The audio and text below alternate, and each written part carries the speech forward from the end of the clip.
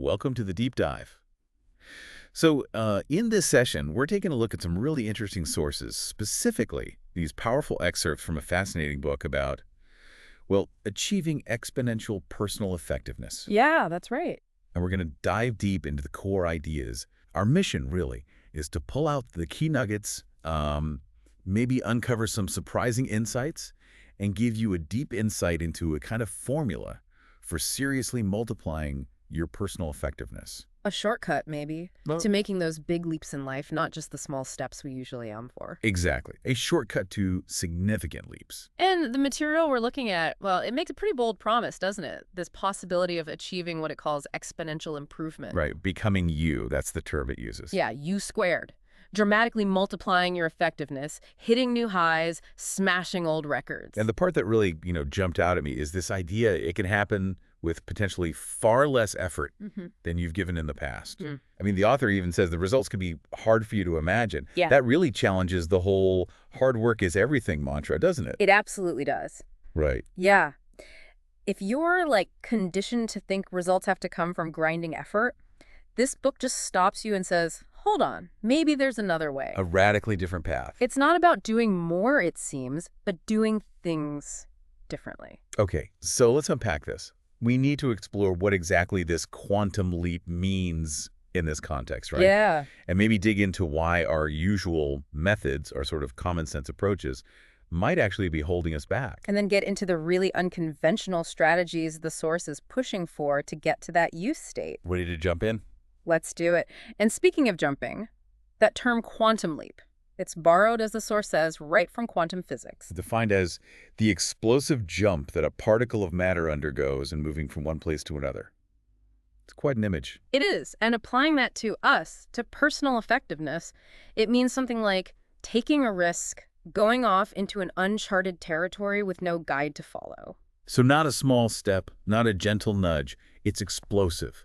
A move to somewhere fundamentally different. And here's the really crucial bit, central to the whole argument. Physicists note these particles make these jumps without apparent effort. Without apparent effort. Yeah, and without covering all the bases between the start and end, they just appear in the new state. No middle ground. Okay, that's where it really starts to clash with how most of us think about growth. Totally. We're so wired for step-by-step, incremental, gradual progress. The source flat out calls that a misconception. It terms it conventional growth, just adding on bit by bit. Right. And you're explicitly not that. It's described as an explosive jump in your personal performance that puts you far beyond the next logical step. Exactly. It represents exponential gains rather than incremental progress, like multiplying instead of adding. It's a geometric progression, it says. So, multiplying. We could be talking doubling, tripling effectiveness, maybe even more, Yeah. and skipping the steps in between. That's the idea. Wow.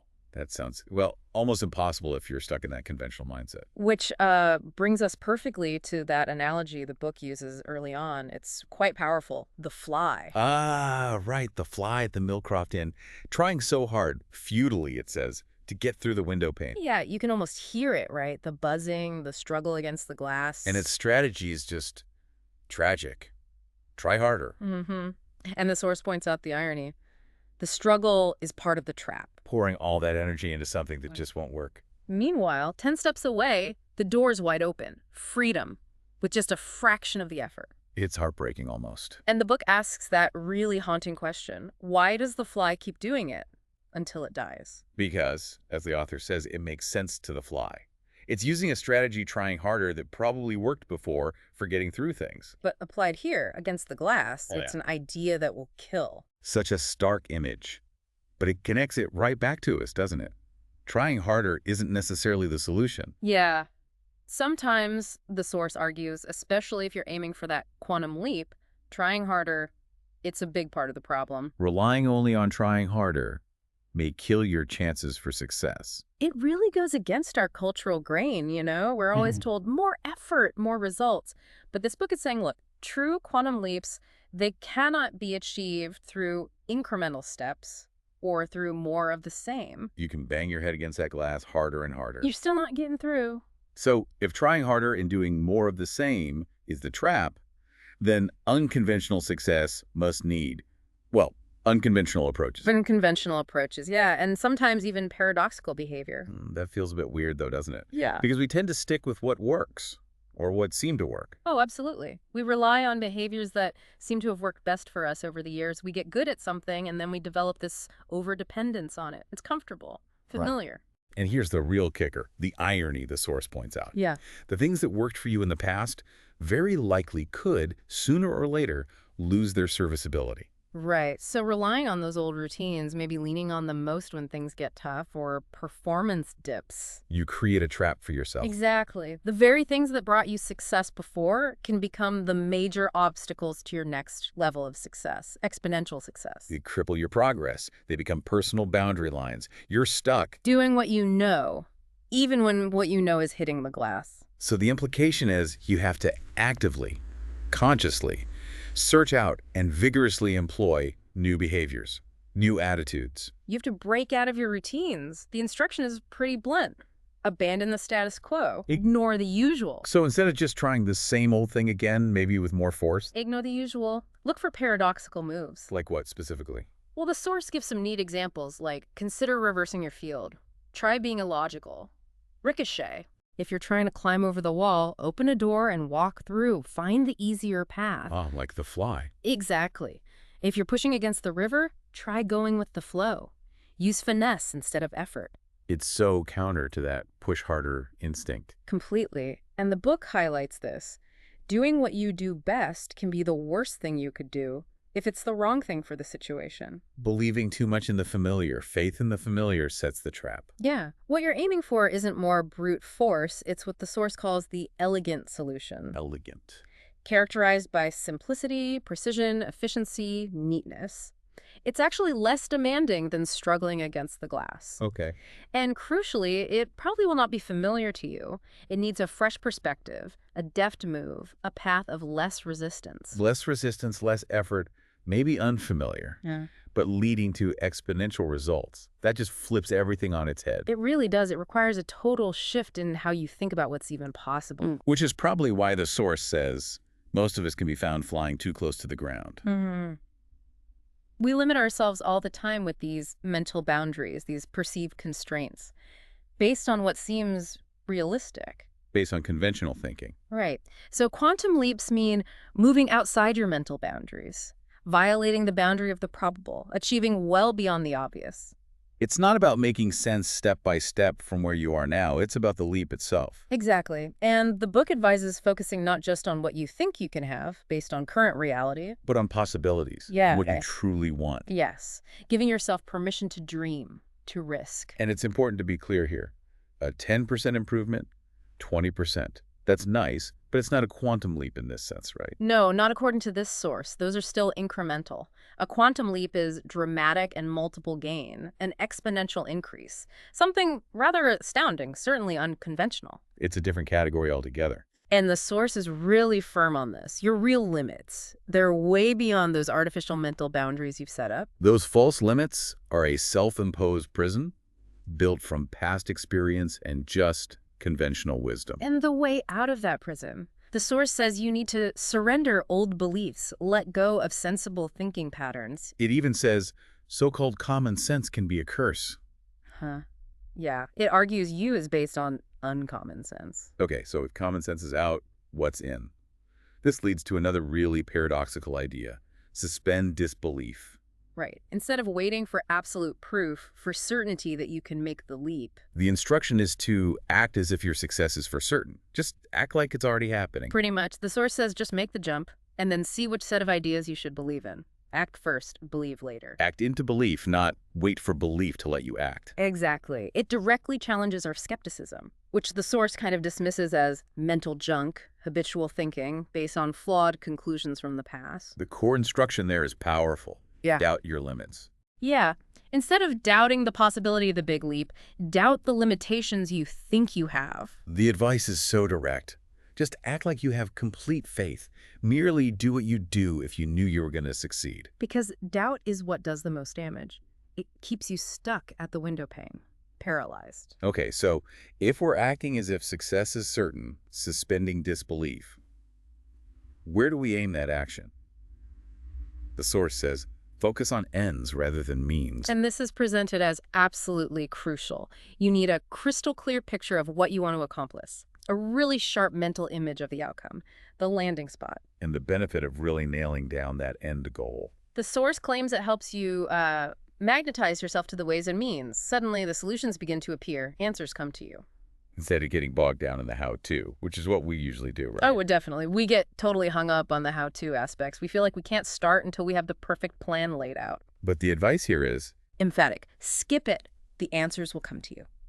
And they'll likely be those simple, streamlined solutions, the elegant ones. this totally reframes how you make the leap. It's not about forcing it. No. The book says, a quantum leap is something you've been keeping from happening. It's not something you struggle to make happen. You just let it occur. Wow. Let it occur. The key is not to get in the way. Less brute force, more allowing, trusting an intuitive, instinctive discovery process. As long as you have that clear direction, that end. Right, rather than needing all the answers and structure and certainty up front. Okay, but that sounds like it requires, well, being okay with uncertainty for a while. It does.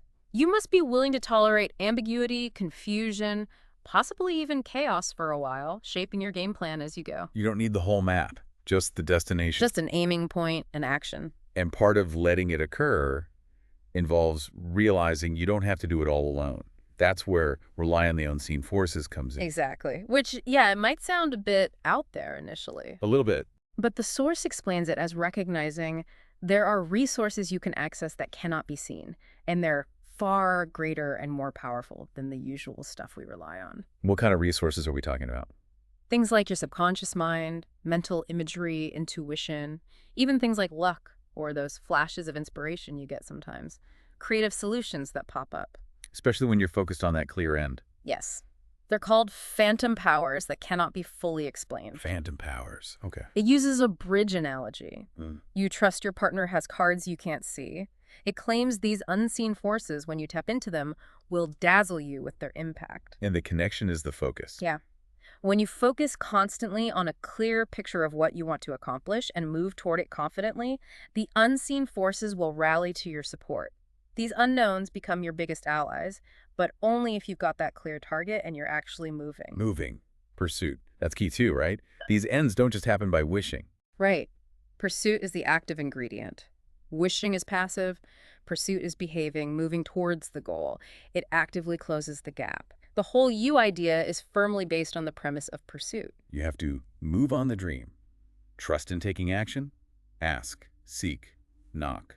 And if you're moving on that dream, especially into uncharted territory outside those mental boundaries, you're inevitably going to have to choose a different set of risks. Yeah, that makes sense. Going for the big leap, it's going to feel chancy. The risks seem obvious, maybe even scary, compared to just sticking with what you know. But the source pushes you to compare those apparent risks to the hidden risks of the status quo. Sure. The huge risk that you won't get what you really want out of life if you never try. You can't avoid risk completely. Something is always at stake. You can only decide which risks to take. And playing it safe, staying behind the glass, may be the surest way of losing in the long run. So the leap takes you out of your zone of familiarity, security, and comfort. But it's not about being reckless. No, not reckless or impulsive. It's framed as risking in a way that unmasks the truth. The truth being how the only thing of significance that has been standing in the way is you. Whoa. It's about giving yourself a big chance, not taking a big chance against the odds. The real obstacle is never challenging those odds in the first place. Avoiding the leap-oriented risks just kills your chances, like the fly. And right alongside taking these new risks comes another really counterintuitive idea. Seek failure. Seek failure, that sounds wrong. I know, right? But quantum leaps demand willingness to make mistakes. If you're unwilling to fail, you basically outlaw quantum leaps. So if everything's going smoothly, no problems. The source suggests you probably have aimed too low. Difficulties, problems, even pain aren't necessarily bad signs here. They're a positive sign you're pushing boundaries. There's often that initial dip, isn't there? A performance lag ordinarily occurs at the very outset when you make a big change. Exactly. The process involves deliberately shaking things up, creates some inner chaos. So you should actually expect some confusion, anxiety, and failure. Like the saying, things first get worse on the way toward getting better. Mm-hmm. Problems belong in the process, like a messy kitchen when you're baking, or the discomfort of surgery before healing, or even how a rocket is constantly adjusting its course. Everything looks like a failure in the middle. I like that quote. It's good, isn't it? But failure does not mean you're defeated. The struggle strengthens you. You use failure as data, as a resource to find the edge of your capacities. Okay, so if you embrace risk and seek failure, you are definitely going to get uncomfortable. Absolutely, guaranteed. Quantum leaps jerk you out of your comfort zone, expect a wild ride, unfamiliar terrain, new obstacles popping up. And the normal reaction is to tense up, right? Yeah. To want to hold on tightly. Yeah, to grab onto something familiar. But the book says, nope, do the opposite. You're going to have to learn to let go. You is achieved through release, not control. Release, What? letting go. That anxiety, that discomfort, it's just a predictable part of the process. It's actually a good sign you're moving, growing. So if you're feeling super comfortable all the time, It's evidence you're playing it safe, not growing. and courage isn't about not feeling scared. No. Courage is not the absence of fear and anxiety. It's proceeding in spite of those feelings. Feel it. Acknowledge it. Keep moving. Okay, moving beyond comfort, embracing failure, trusting unseen stuff, focusing on the end. It feels like this taps into something deeper inside. That's exactly where it goes next. You have to open your gifts. Our gifts. Yeah, the source argues you have these unused talents, abilities, a reach, far beyond what you typically use. And high achievers aren't necessarily more gifted, they just accepted theirs. That's the idea. They accepted their gifts, and the call to action is really cool. Claim them and you create them. Reach for them and they materialize. Use them and they grow. So there's an act of claiming, of using, that brings them out. Right. The quantum leap becomes this fascinating experience in self-discovery. A transformation occurs as you tap into these dormant gifts. Like the caterpillar to butterfly analogy it uses. Exactly.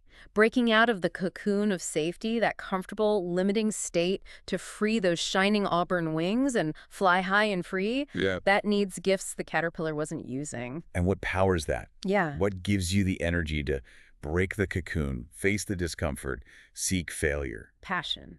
Simple as that. You have to fall in love. Quantum leaps won't happen if you're living life with a lukewarm heart. Is that it? That's it. Passion fires the soul, it energizes your heart and mind, and crucially, it's what keeps you going when you're hit with problems and uncertainty.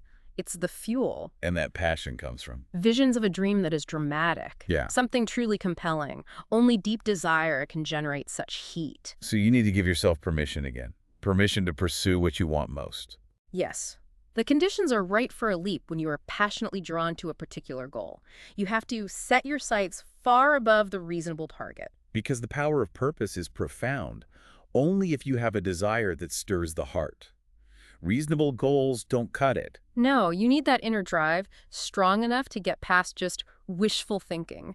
The dream has to almost consume you, control you, drive you to action. Wow. Quantum leaps are an act of love, a passionate statement of how you care for the thing you seek. Only an emotional move holds the power to carry you the distance from you to you.